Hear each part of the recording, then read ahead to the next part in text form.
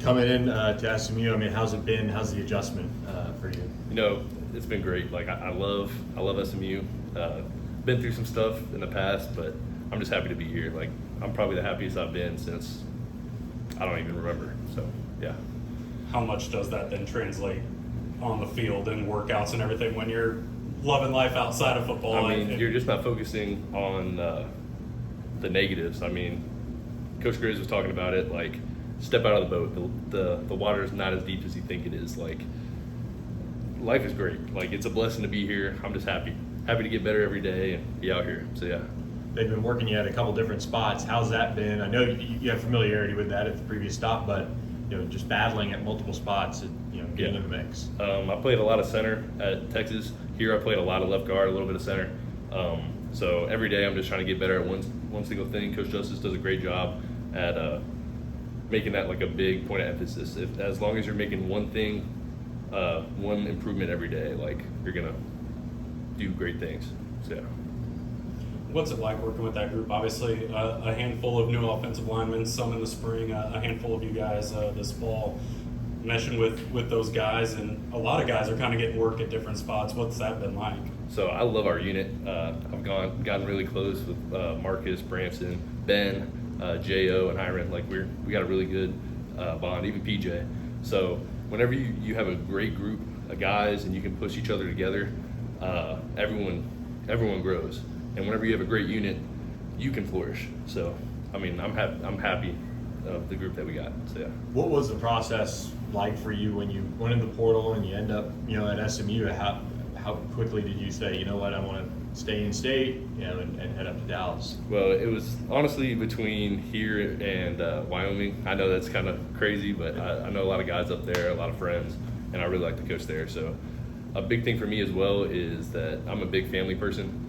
And as long as my parents can come see games, like I'm excited. So that paired with when I came on my visit, meeting the coaches and just seeing how personable they are and how, I mean, now I see it, how great of an experience this is. I'm just happy. So, yeah. With it not being here in the spring, how much kind of in contact were you? How much were they sending you kind of workouts and stuff to work on? What was that like to maybe feel like you weren't just coming in brand new in the summer and fall? So Coach Grizz hooked me up with a lot of workouts to hold me over during that period, and then I would call Coach Justice, Coach Worry, and just get right in the playbook. And before I even came in, I already knew basically the in and outs of the playbook. So I mean I think that helped me a lot to get me in the spot that I am now, competing for a position. You have an offense that you came into that has a lot of weapons, a lot of high-powered playmakers. That's got to make it a little more fun for you, blocking for an offense that has that potential. Mm-hmm. Well, Preston's a really good leader. I love seeing Preston out there. Him being as vocal as he is, it just makes you want to block for him. And then him and Rooster. Rooster's a good dude. Like he'll dab you up after every play, kind of like that. So I mean, that just gets me going and makes me want to go compete for him. And then just what is being in this position battle like? It's you and a couple guys. Kind of looks like that's the one spot up for grabs on the starting line. I'm just going out there every day trying to get better.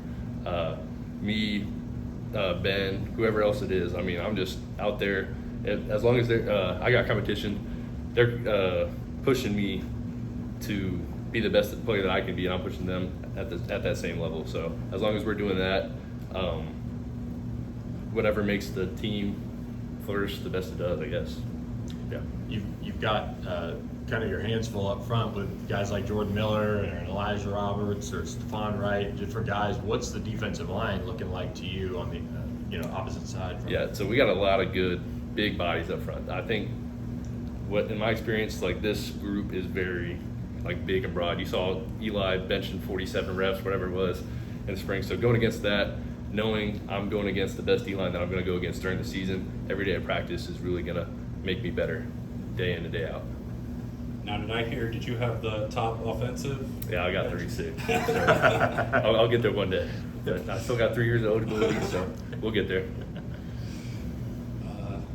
Do you feel like you and Ben Sparks kind of look a little bit alike? Yeah, we get that a lot. Every place we've ever been, the first day we came in, I got called Ben. And if we go anywhere, sometimes we just play into it and say that we're twins or whatever. But, I mean, he's a really good dude. We've gotten really close since I've been here. So I'm happy he's here. And I'm happy he pushes me to be the best person I can be every day. How tight-knit is this group, not only on the offensive line, but just as a team in general? I mean, we do a lot of stuff together. I mean, I think you can see it when we're out there, how we communicate, even with the defense. Like, after a rep, I go against Chapman, and he tells me, like, I had good hand placement, or he gets up and under me, and I'll, like, dab him up after just killing me. So, like, we got a good relationship. I think that's going to carry us in the future. How big is that when there are a lot of new guys, a lot of guys returning, battling for playing time, starting, all of that can divide a group that doesn't seem to be an issue with you guys? Yeah, I think it's I mean, like I said, I think it's a huge thing. Like, if you got a lot of guys who aren't going to turn against each other when things get bad, it'll just push the group to go do great things. So, yeah.